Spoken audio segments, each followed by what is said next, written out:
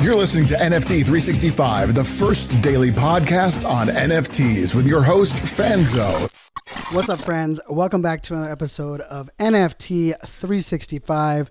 And, one of the things that I've really worked hard on with this podcast is really the idea that I believe, a lot of the educational content we can create right now is more about, how do we not only welcome in those that are new to this space, but also how do we provide unique perspectives, right? And I think this is like that magic of, for me, there's so many different ways that the NFT space can be leveraged and utilized. And, I did that episode a while back of 41 plus use cases for NFTs. And I'm a big believer on where, NFTs kind of fit into the mix and, really even how we can even rethink about, every aspect of business and how, maybe even how we can, even grow our own audience, our own following when it comes to, NFTs and this space.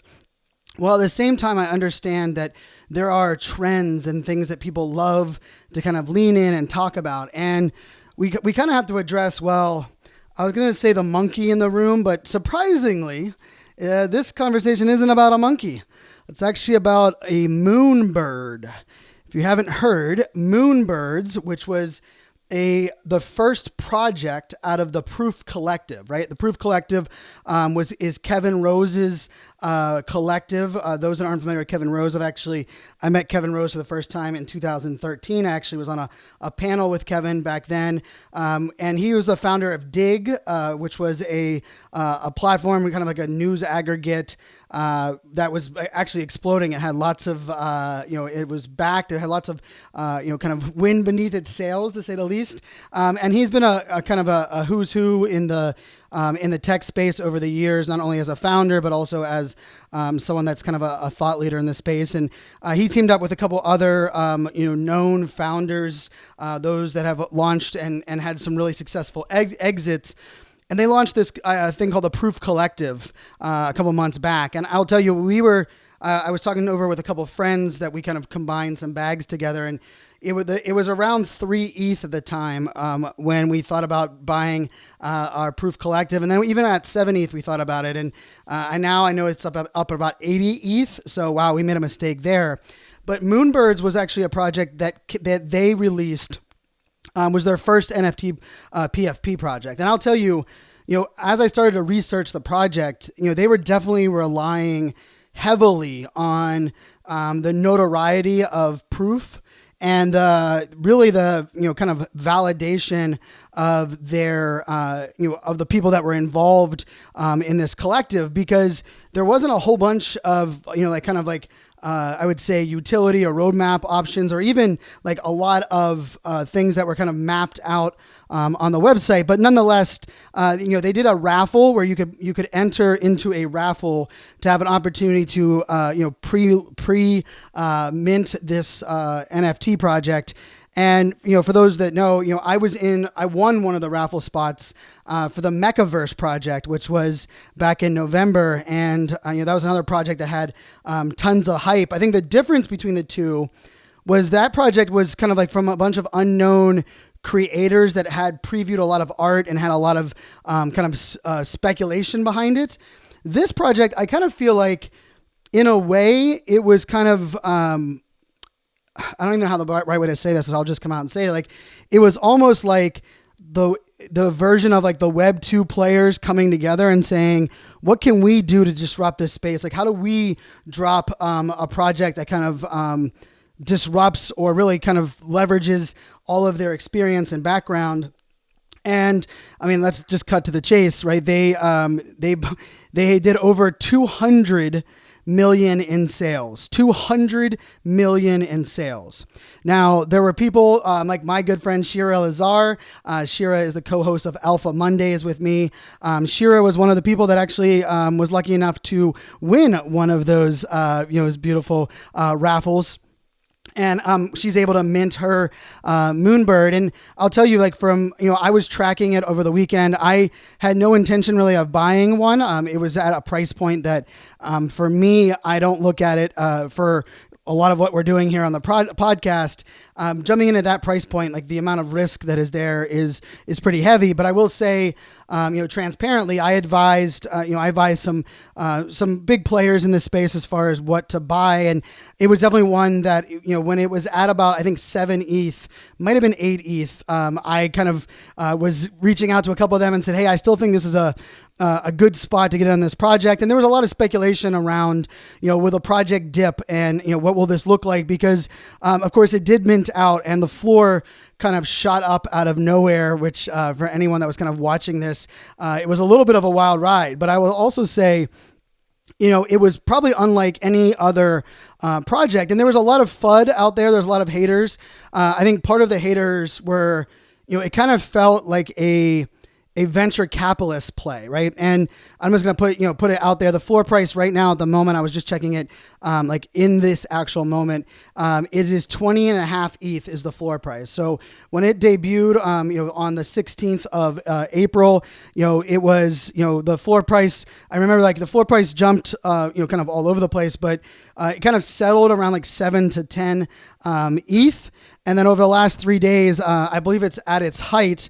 Let me see. At its height, it had hit 24 ETH with average sales, pretty amazing average pricing. And it was really interesting, right? Because part of the argument for some of the, I would say the traditionalists in Web3 was like, wow, that's going to take so much liquidity out of the market.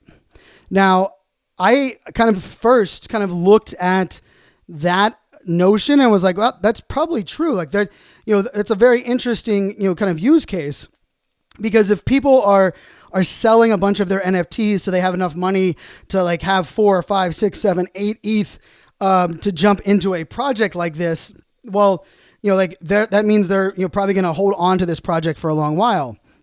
Now, I will say the flip of this was also actually some of the big players in like how they looked at this as a quick win to make money. Franklin, who many know I interviewed on this podcast, at the time he had about 36 Bored Apes. I believe he's now up to 41 Bored Apes. He tweets out oftentimes very transparently, like when he's doing flips, and I believe he made 12 ETH in 1 hour. He bought 2 Moonbirds and was able to sell both of them at a high profit, and then he actually sold his Proof Collective membership as well. And so, there was still like the flipping, they had an instant art reveal. So there wasn't really kind of like that, cause usually with a lot of these big projects, there's hype for the launch of the mint, and then the mint, it shoots up, and then there's hype leading up to the reveal. So it continues to climb. And then usually right after the reveal, there's like a big dip. And then usually around that first utility drop, or around maybe like, kind of the first couple utility drops, or even like kind of like a couple weeks in, you start to see things come back up. Well, interestingly with this project, it didn't have, it had an instant art reveal.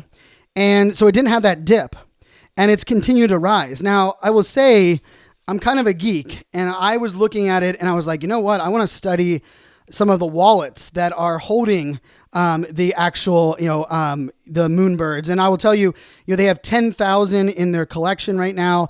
And their total, holdings, they have, over 6,000 individual holders, which, is very high, 6,600 individual holders on the project itself. So it actually has a high percentage where the average, is less than 2 for per holder.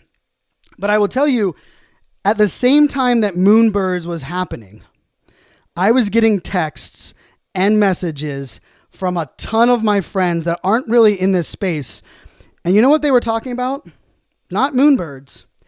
They were talking, and most of them were saying, Brian, are NFTs really that big of a scam? Like Jack Dorsey sold his first tweet ever on Twitter for $2.9 million. And now he can't even sell it for $300, or he got an offer for $800. And it was so funny because, for those that, Jack Dorsey minted his actual first tweet that he ever put out on Twitter a while back, right? And you could make arguments on what that was, and that was kind of early in the hype cycle. Also, Jack Dorsey's reputation kind of in the crypto Web3 world was very positive. Where it's at now, it's to be argued it's not the same, maybe quite the opposite as far as the project goes.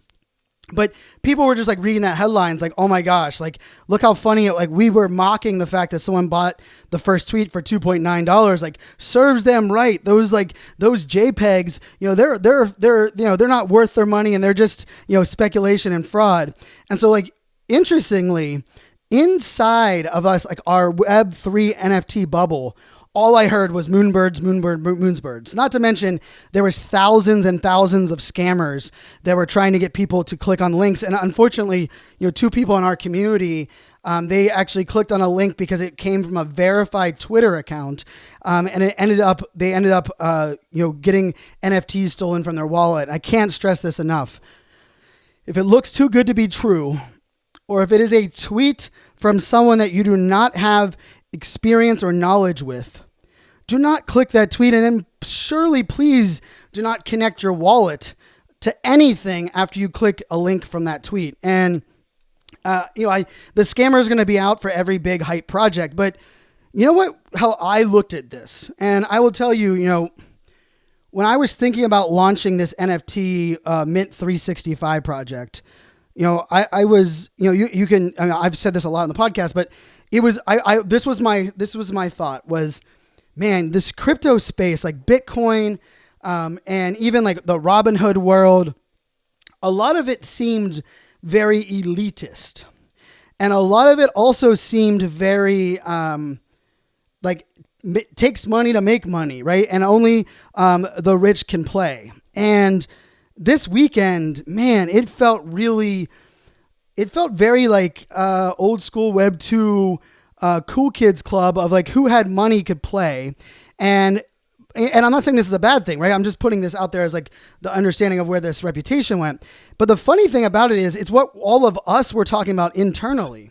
But externally, people were talking about this Jack Dorsey tweet that, and just truthfully, it wasn't that it couldn't sell. It was just getting offers that were very low for someone that was trying to sell the NFT. And we all know how offers go, right? People make super low offers on all NFT projects.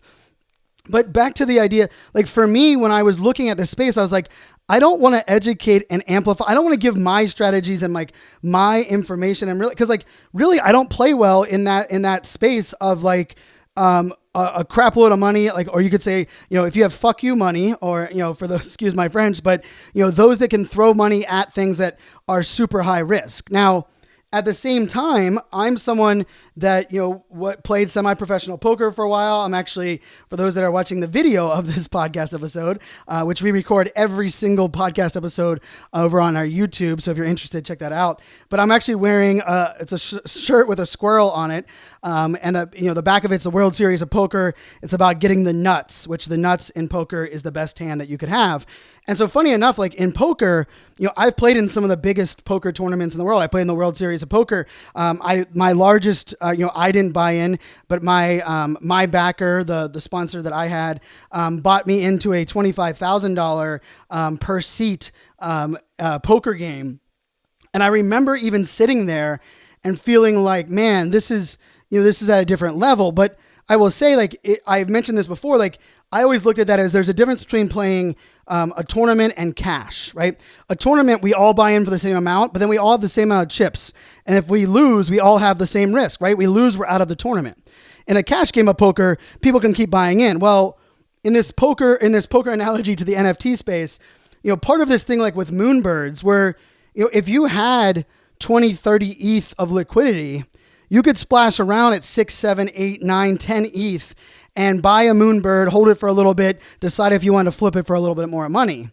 But for the mass majority of people that I kind of circle my rounds with, even the idea of buying an NFT for a couple $100 is a massive leap. And that doesn't mean those people don't have money, but there is kind of like a different risk tolerance and a different approach that we have to take to when we're kind of putting that much at risk. And yes, you could look at the Proof Collective NFT that they had, and it continued to moon. But like, I was laughing when I was reading this article where Kevin Rose was being interviewed, and I would love to have Kevin here on the podcast sometime because I have some questions that I don't believe anyone else has asked him. But he was being interviewed, like the membership, right? It was kind of being sold outside that to get into the Proof membership community, which is what they're selling as their utility. The minimum price was $250,000. And I don't know about you, but when I hear that people have at their disposal $250,000 to spend on a membership, that's a different, like that they're in a different ball game, right? Like they're ones that aren't impacted when gas prices are going up or down, or housing prices are going up and down. And I'm not saying that's the bad thing or good thing, but it was so funny for me that so much of the topic and conversation was around Moonbirds.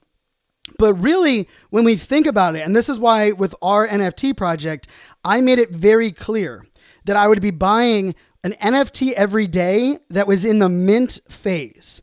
Now, I will tell you, I didn't put like a limit on how much I would buy, how much I would not buy. And I did enter the raffle. And when I entered the raffle for a Moonbirds, here's what I had planned on doing was if we had won the raffle, I was going to include it in our collection. So it would have been the highest priced NFT that we would have minted for our collection. Right now, the highest, we've minted two different ones at 0.9 Ethereum, right? So it's a little over $2,000, but the average is much more skewed towards like 0.15 per NFT that we've been buying.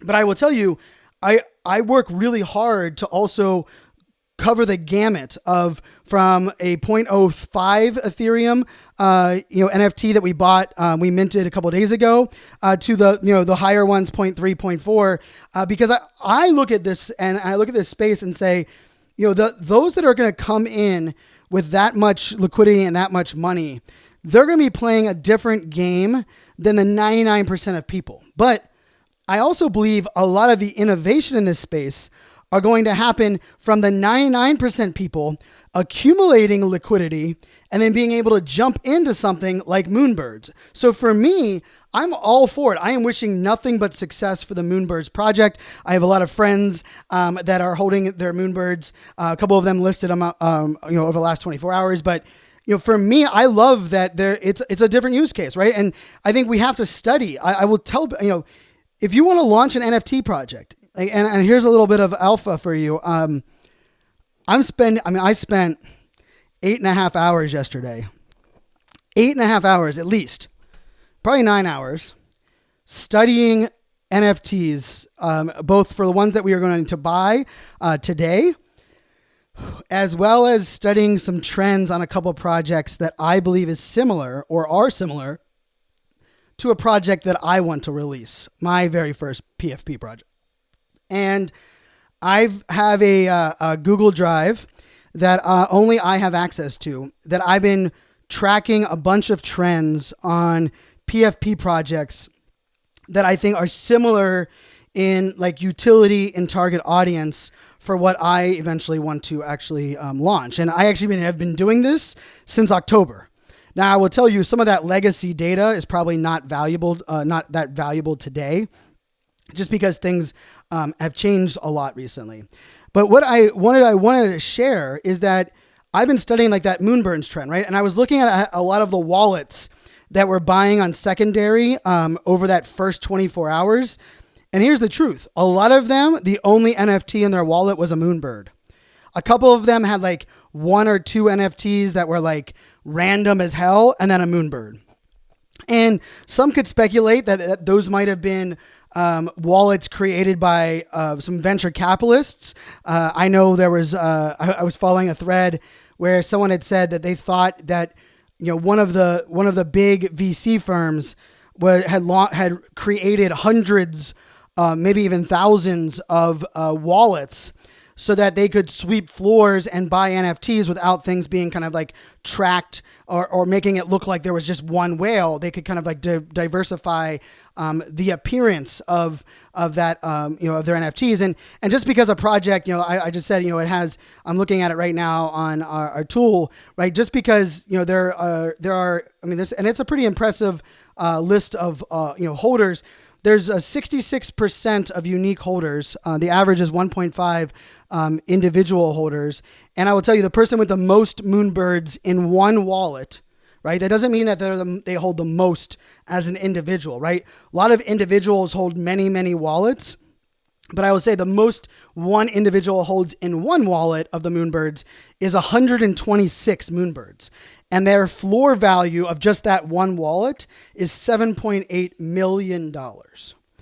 But the thing that I kind of come back to this on is when we think about like trends and we think about like best practices, it's important to understand what the 1% is doing, where the innovation is happening there. But it's also even equally important, maybe even more important, to translate that back into our world on like what are the decisions we're making. So I wanted to kind of give you guys real quickly some background on the NFTs that I've bought every day back till let's just go back. We're going to go back 9 days or so, right? So I'm gonna give you kind of a review, and I will put the link. Every single day I tweet on a thread the new NFT that we buy, right? So as soon as we buy an NFT for our project, I tweet it out. I put a little description on why we bought it. I put how much it was. I tag the name of the NFT project for anyone to kind of follow along. But we're gonna go back to April 10th, and April 10th. We bought a project called The Lobsters. I will tell you, the art was revealed just recently. And I knew like this artist, if you looked at the website, you looked at the artists themselves, the artist is a known, super successful, both digital and offline artist. I loved the website design, the storytelling, and they also had a lot of social good components built in, but the social good components were like clearly defined and I believed aren't going to sabotage the actual project or the floor price. So we ended up minting that at 0.11 ETH. And I'm going to tell you how much we minted each one for, because I just want you to kind of understand like like on that day, I was looking between 4 projects. I ended up going with the Lobsters. The next day, we actually minted on 4/11, we minted Boss Babes NFT. Now, Boss Babes NFT, I've been able to share Twitter Spaces with the team. There's both the founder, who is the NFTs Babes, and the artist who is Anna Sales Art. And I've been able to get to know them through Twitter Spaces. I love their commitment, their vision. And we minted them for 0.07. So 0.07 is what we minted them for. And a lot of it is because like I trust that what they're trying to create with Boss Babes is a project they're going to be committed to for the long run. I also think the empowering of the artist and the founder together, I thought was just a really beautiful thing. And so the next day, on the 12th, we minted the first one at 0.11, the second one at 0.07. On the 12th, we actually minted our very first combo mint of our project. What I mean by that is the actual second project we ever minted, and the very first PFP project we ever minted, was Chibi Labs and the Chibi Galaxy NFT. Now, I had already held 2 of the previous Chibi Labs NFT projects previously before, and I actually, our very first interview is with one of the founders, Matt, of Chibi Labs, and they rolled out a new project, what they called Chibi Friends. And the Chibi Friends, I will tell you, I wouldn't have minted this project if it was just another version or another NFT for Chibi, because I want to show like a very diversified view of our projects, and I don't want to favor any one collection. But I will tell you the way that they're doing this project is that it starts off as an egg, and it's called the Chibi Friends, and we minted them at 0.05. In full transparency, I also, because I hold 5 of their NFTs as well, I got 1 free mint on top of that. But what is really cool is they have this training concept where you can actually train your NFT, and as your NFT matures, it starts to enhance the actual art and the utility, and even kind of leads into kind of the gaming side of the house. And so I will tell you, like, I look at Chibi Labs as one of the most innovative with the best 3D art, my personal opinion, out there. They have, they have an AR app. For whatever reason, I think that they've had some bad timing on the drops of their projects, because, their floor prices are well above what mint price was, but they haven't had any of their projects like Moon. But I love, the utility of this project. And I will tell you, this project, I think, will have some legs because of this unique idea of you're going to be able to train your NFT. But actually, what excites me most about this is Chibi Labs is going to be working with other projects as well as like our future projects for themselves that are going to leverage this same technology, right? So like this tech that they're using, and they've continued to innovate. In my opinion, some of the best innovation has come from their lab. So we minted them at 0.05. So you might have noticed we went, 0.11, 0.07, 0.05. Now, the next day we actually minted the Ape Liquid Legends. Now, we had one of their founders, Alif, or he went by A1, on the podcast, and they're trying to create a super community. And they talked about that they had Doug 10 Naple as their artist. They had some really cool art. And having him on the podcast, getting to know him, although he is doxed, or he is undoxed.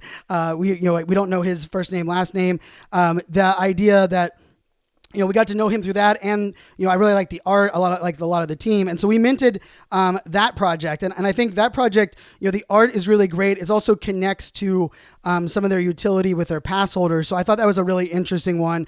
And, it kind of came in at 0.15, which I think is, another kind of in that realm of, different price points. Now, we've had all over the place, right? We started at 0.11, 0.07, 0.05, 0.15. And now on the flip of that, on the next day, on the 14th, we actually minted art blocks. Now, we've minted a couple art blocks projects because I want to include one projects. I want to include digital artists in this collection. And I actually just love this. It's called the On-Chain Chain project by 3 different artists. And it was actually on the other extreme, right? It was 0.025 Ethereum, which is one of the cheaper NFTs that we've actually purchased. But what I loved about it is the way that they minted out the collection and the way that they included it in art blocks. It's going to be very interesting to see how this project kind of grows and even the utility grows. So that one came in at 0.025, definitely a cool one with art blocks. The next day, we minted a project called Secret Sesh, which is an established brand in the cannabis space that has decided that they want to launch a cannabis NFT that gives access, special discounts to their cannabis and their events and their other products that they have. But what I thought was really interesting is there's a lot of cannabis NFTs, and the thing that I've always struggled with this is how do they scale outside of their local region? How do they attract a community? How do they provide value? Because I think local NFTs have value only if you can provide utility that is crossovers, right? So it goes, if you hold an in real life pass to come to an event, and if I can't use that, I should be able to sell that or turn it in or cash it in for a metaverse component or whatever it may be. I will also give a shout out, one of the members in our community, our buddy THC, he has been a big fan of this project, and he brought it to light. I've been in their Discord since I think the day they launched their Discord, Secret Sesh. And I just love their approach to community, transparency, communication. And so Secret Sesh was the next one that we had minted. And we have 3 more that I'm going to cover for you real quick. The third one there, so this is on the 16th. We minted another amazing musician. So we had minted earlier the Digital Hearts collection, which was Sammy, Sammy was on the podcast, who is the singer of Meta Girl. And one of the people that I actually met through Sammy, because they had been singing on the same Twitter Spaces, was actually Violet, and Violet was seems like an amazing human and artist. I know she's been collaborating with a lot of great projects. And so she launched a music NFT and it was called Moonshot, and it minted at 0.05. And you get access, I believe, to 3 or 4 of her songs. It's also being kind of used as a Genesis pass. And I just thought it was a great collection. She also did a great job of like educating her audience and onboarding them. So I definitely want to give her a shout out on that side. All right, the next one we minted was another Ethereum-based one, and this one was called Space Boo, BOO. And I will tell you, everything on this project, when I first discovered it, I discovered it about 7 days prior to buying it. Everything was about community, community, community. Even on their website, it's like community-driven project with community as the number one utility. And I was like, oh. Which makes me a little mad because I believe that community is never a buzzword, and it is okay to use it and double down on it. But here's the truth. The reason I gave the and rolled my eyes is because a lot of projects that talk community, community, community, community, they lack utility and even lack an understanding of the difference between audience and community. But I jumped into the Space Boo's Discord, and I actually put notifications on, which is rare for me, because I really wanted to understand like how they communicated, like what their announcements look like, how do they celebrate their fans, and it had some great art as well. But I will tell you, they have a very unique approach to like education and onboarding of their community, and I actually think they're going to back up. And we bought that one for 0.11 Ethereum. And so if you kind of look at the trend here of these projects, the highest one that we had purchased was 0.15 Ethereum, but then we have done everything all the way down, one at 0.05, one at 0.025, and then kind of some in the middle range there as well. And then the last one I wanted to highlight, which was yesterday's mint, was actually a Solana mint. And I will just tell you, this project, I've been tracking probably more than I've tracked any other Solana mint project, because I just loved, it's called the Hidden Boys NFT. And I just loved the way that the art and the storytelling of this project was presenting itself. And, just to give you a visual, it's an art of either a human or someone walking, but they have a paper bag over their head and over their body and their head. But then they also are holding different pieces, right? So they have like some fun art. And I was studying, following this project. I didn't get on the whitelist, which, funny enough, like I actually tried to get on their whitelist, but their criteria required, just a little bit too much labor intensive that I wasn't able to make it happen. And this project sold out in minutes. I'm talking a minute and a half. And if you've never bought on Solana before, Solana has a tendency to, for those that don't realize it, like the secondary market, the buys and sells and flips go really, really, really fast. I believe a lot of that has to do with a lot of bots that people are using to buy and sell. I know I was tracking a couple different bots that were buying from the floor of this project, relisting it for like 0.5 ETH more, and then doing that over and over again, or 0.5 Solana more. So we minted this one at 1.5 Solana. And I will tell you the utility, the use cases, and how they're going to use this art to kind of grow the connection is going to be interesting. Now, there wasn't a lot of them. I believe there was only 1,500 of these released. It was a higher Solana mint price than we've done before. I believe we've minted, if I'm remembering correctly, I believe we've minted 12 on Solana so far. So out of 158 NFTs, 12 of them have been on Solana.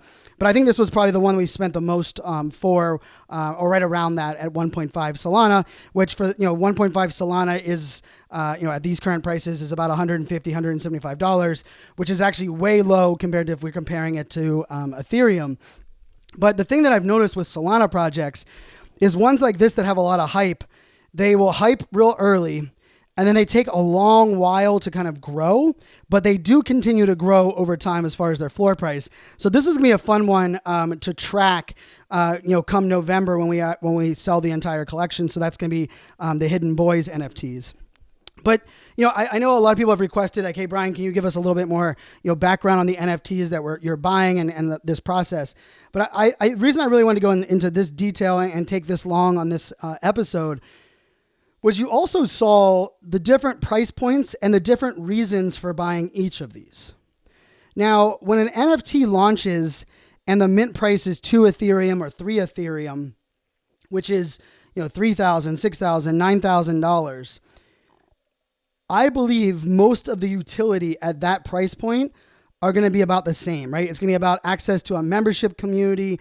It's really like you're buying into like a private club or like a very exclusive membership club. Now, there are ones that have a much lower price point. One of the ones that I love is the Coalition Crew, that has lower price point and has a very similar utility.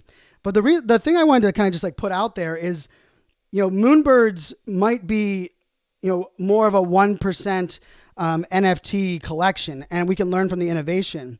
But it's also like kind of a 1% utility, right? Where the utility is about what we expect for a lot of projects at that range. I would argue that there's a lot of, if you look at all the other projects, the amount of innovation and the amount of different ways that you can invest and flip and be a part of is actually way more innovative at the lower price points. And that's where, I think, the comment I get a lot is like, Brian, if you're advising someone that just wants to get in and invest, like, where should they start? Should they just mint a couple projects and see if they get lucky?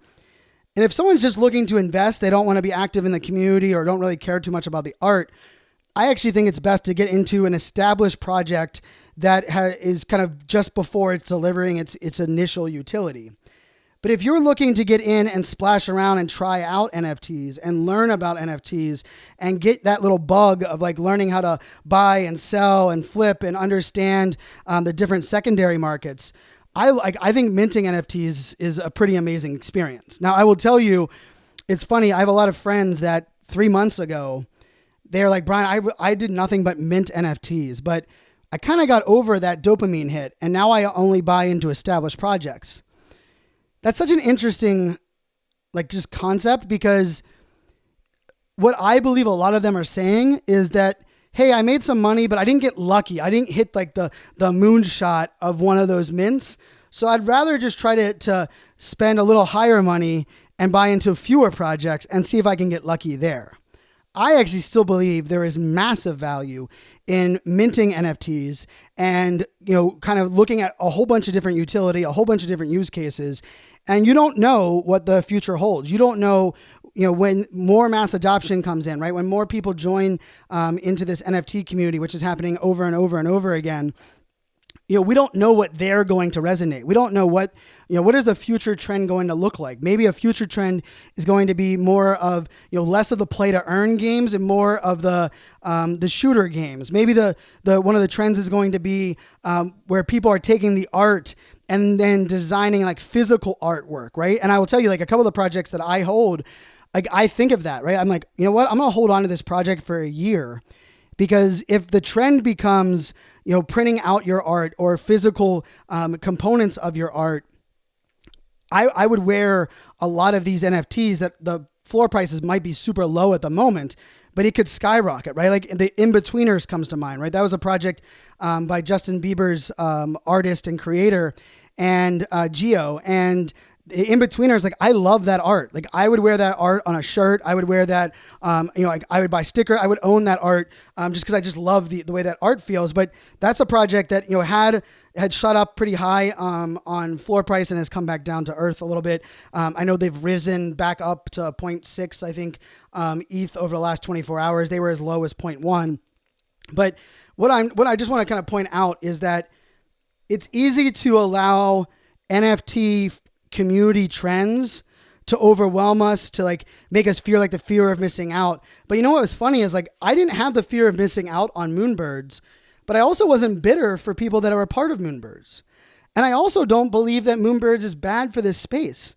I just think they're new, they're different, their approach is different, and that I think we're going to have to learn and study and understand their value. And I also think we're going to see ebbs and flows in that kind of delivery. And we're going to continue to see this. We're going to see more brands get in there. We're going to see more people that have, very large established audiences, right? Like imagine someone like Oprah Winfrey dropping an NFT and like just like that kind of audience, right? Imagine something like, President Barack Obama dropping an NFT collection, or even someone like Taylor Swift, where she has her Swifties, which I am proudly one of.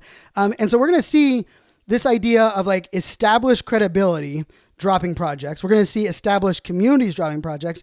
We're also going to see born on Web3 projects launching, and they're kind of having success as well. And I just think it's important to, when you see a trend, don't allow yourself to feel like you have to be on every trend, or like, man, I really missed out. I could have made a lot of money.